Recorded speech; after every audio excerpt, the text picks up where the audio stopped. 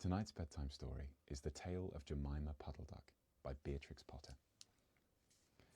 What a funny sight it is to see a brood of ducklings with a hen. Listen to the story of Jemima Puddle-Duck, who was annoyed because the farmer's wife would not let her hatch her own eggs. Her sister-in-law, Mrs. Rebecca Puddle-Duck, was perfectly willing to leave the hatching to someone else. "I've not the patience to sit on the nest for 28 days, and no more have you, Jemima. You would let them go cold. You know you would. I wish to hatch my own eggs. I will hatch them all by myself," quacked Jemima Puddle-Duck. She tried to hide her eggs, but they were always found and carried off. Jemima Puddle-Duck became quite desperate. She was determined to make a nest right away from the farm. She set off on a fine spring afternoon along the cart road that leads over the hill. She was wearing a shawl and a poke bonnet. When she reached the top of the hill, she saw a wood in the distance. She thought that it looked like a quiet, safe spot. Jemima Puddle-Duck was not much in the habit of flying. She ran downhill a few yards, flapping her shawl, and then she jumped off into the air. She flew beautifully when she had a good start. She skimmed along over the treetops until she saw an open place in the middle of the wood, where the trees and the brushwood had been cleared. Jemima alighted rather heavily and began to waddle about in search of a convenient dry nesting place. She rather fancied a tree stump among some tall foxgloves. But, seated upon the stump, she was startled to find an elegantly dressed gentleman reading a newspaper. He had black prick ears and sandy-coloured whiskers. "Quack," said Jemima Puddle-Duck, with her head and bonnet to one side. "Quack." The gentleman raised his eyes above his newspaper and looked curiously at Jemima. "Madam, have you lost your way?" said he. He had a long, bushy tail, which he was sitting upon, as the stump was somewhat damp. Jemima thought him mighty civil and handsome. She explained that she had not lost her way, but that she was trying to find a convenient dry nesting place. "Ah, is that so? Indeed," said the gentleman with sandy whiskers, looking curiously at Jemima. He folded up the newspaper and put it in his coat-tail pocket. Jemima complained of the superfluous hen. "Indeed, how interesting! I wish I could meet with that fowl. I could teach it to mind its own business. But as to a nest, there is no difficulty. I have a sack full of feathers in my woodshed.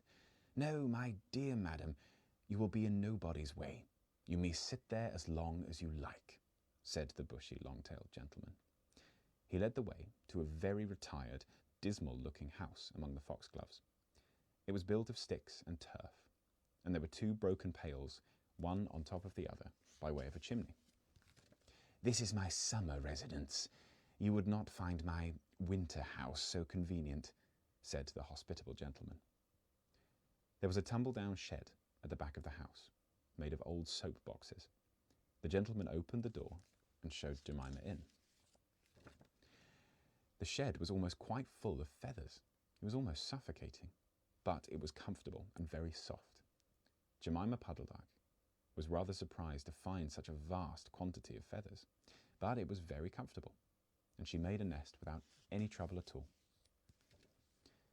When she came out, the sandy-whiskered gentleman was sitting on a log reading the newspaper. At least he had it spread out, but he was looking over the top of it. He was so polite that he seemed almost sorry to let Jemima go home for the night. He promised to take great care of her nest until she came back again the next day. He said he loved eggs and ducklings. He should be proud to see such a fine nestful in his woodshed. Jemima Puddle-Duck came every afternoon. She laid 9 eggs in the nest. They were greeny white and very large. The foxy gentleman admired them immensely. He used to turn them over and count them when Jemima wasn't there. At last Jemima told him that she intended to begin to sit the next day. "And I will bring a bag of corn with me, so that I never need to leave my nest until the eggs are hatched. They might catch cold," said conscientious Jemima. Madam, I beg you not to trouble yourself with a bag. I will provide oats.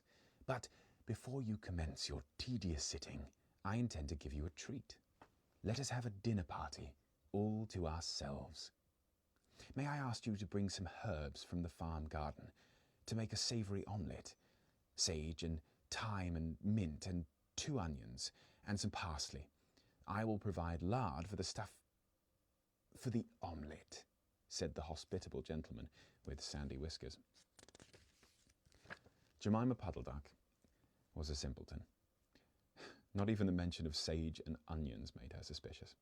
She went round the farm garden, nibbling off snippets of all the different sorts of herbs that are used for stuffing roast duck.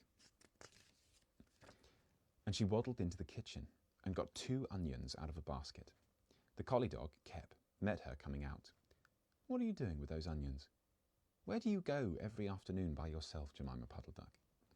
Jemima was rather in awe of the collie, and she told him the whole story. The collie listened, with his wise head to one side.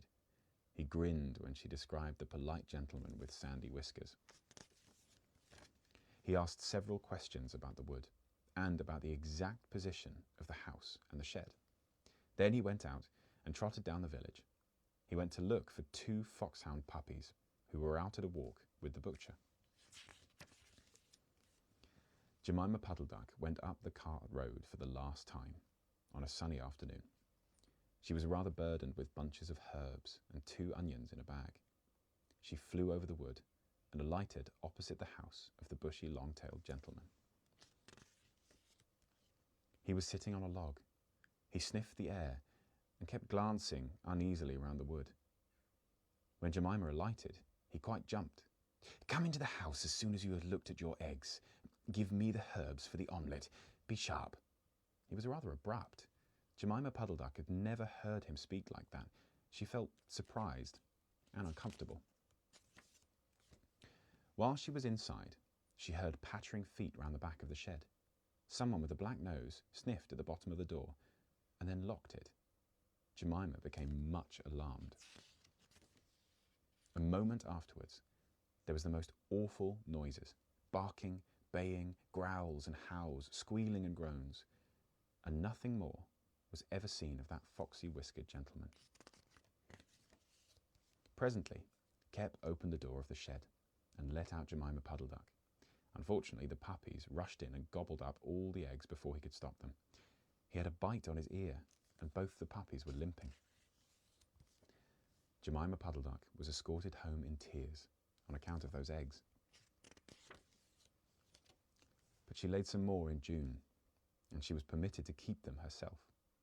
Only 4 of them hatched. Jemima Puddle-Duck said that it was because of her nerves, but she had always been a bad sitter.